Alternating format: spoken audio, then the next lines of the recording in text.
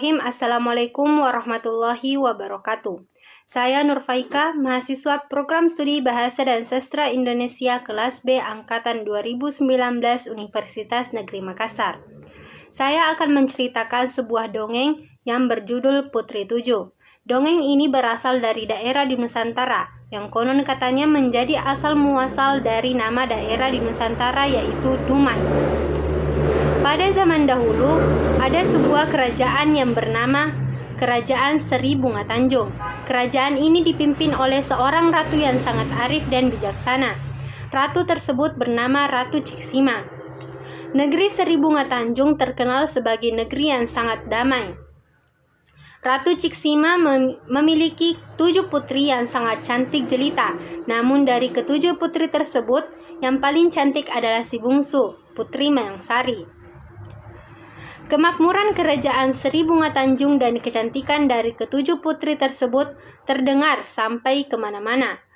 Bahkan terdengar sampai ke negeri seberang yang jaraknya lumayan cukup jauh. Kabar kecantikan dari ke-7 putri pun sampai terdengar ke telinga Pangeran Empang Kuala. Sang pangeran sangat penasaran dengan kecantikan dan kebenaran tersebut. Akhirnya ia memutuskan untuk membuktikan sendiri kebenarannya.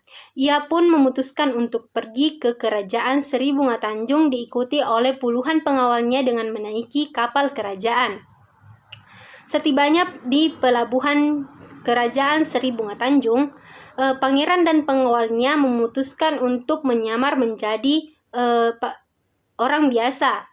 Setelah berhari-hari mencari Kerajaan Seri Bunga Tanjung, rombongan tersebut sampai di sebuah sungai yang airnya sangat jernih. Suatu hari, ke-7 putri sedang mandi di lubuk sarang Umay.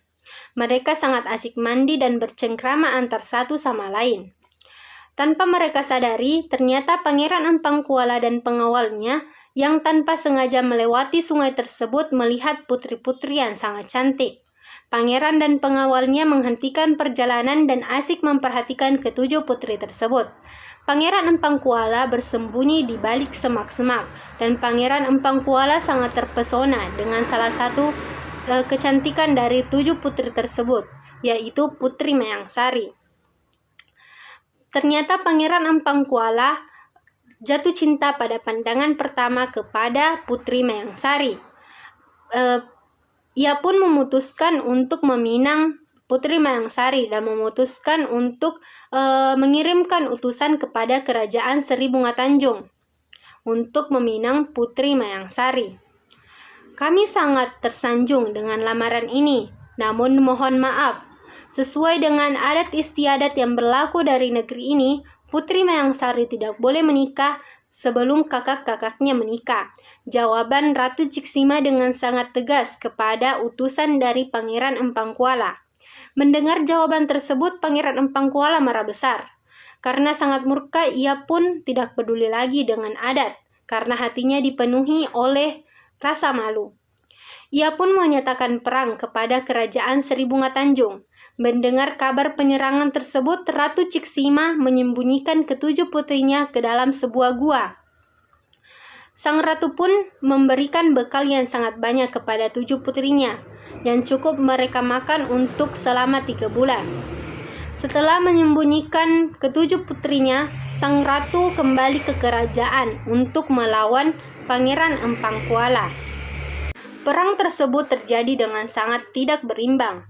Pasukan Kerajaan Seri Bunga Tanjung sangat sedikit jika dibandingkan dengan pasukan dari Pangeran Empang Kuala. Korban berjatuhan sangat banyak. Bukan hanya prajurit kerajaan istana saja yang menjadi korban, tapi rakyat jelata yang tidak berdosa pun menjadi korban. 3 bulan sudah berlalu, namun peperangan masih saja terjadi. Memasuki bulan keempat, pasukan Ratu Ciksima semakin tidak berdaya. Prajurit dan rakyatnya semakin banyak yang mati. Akhirnya Ratu Ciksima meminta bantuan kepada jin yang ada di bukit hulu Sungai Umay. Dengan kekuatannya yang sangat hebat, pasukan Kerajaan Empang Kuala bisa dikalahkan dengan sangat mudah. Sejak saat itu, masyarakat meyakini bahwa kota Dumai diambil dari kata De Umay yang selalu diucapkan oleh Pangeran Empang Kuala ketika sang pangeran melihat kecantikan dari Putri Mayang Sari. Hingga saat ini, gua yang ditempati bersembunyi oleh ketujuh putri tersebut dikenal sebagai Gua Putri Tujuh. Pesan moral yang dapat kita ambil dari dongeng tersebut yaitu kita tidak boleh memaksakan kehendak, karena itu bisa menimbulkan perpecahan di antara kedua belah pihak.